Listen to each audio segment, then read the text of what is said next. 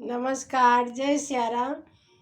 जय सियाराम चैनल में सबगोटा के स्वागत करे छी।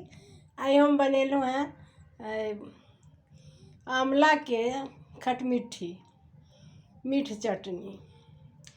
ओकरा कनी कढ़ाई में पानी धऽ कऽ जाली वाला थारी में आंवला के धऽ कऽ आर कनी भाप पर सीझ जेतै तो पानी तो नहीं रहते ओहिमे पोछि कऽ ओकरा बिया निकालि कऽ आर गुड़ मतलब 1 पौआ छै अथी आंवला तो आधा किलो गुड़ फोड़ कऽ पानी नहीं देबाक छै। स्टील के कढ़ाई में या नॉन स्टिक में ओहिमे अलमुनिया कढ़ाई या लोहा के ई सब पीतल के ई सब नहीं यूज करे के छै। आर ओहिमे दुनू साथ में धऽ दियौ आ धीरे धीरे कम ताव पर चलबियौ।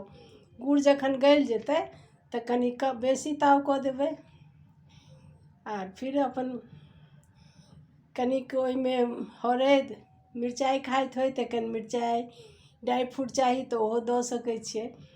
आर बहुत नहीं छै जराबऽ के, कनी गाढ़ा भऽ जेतै। देख जेना ई छै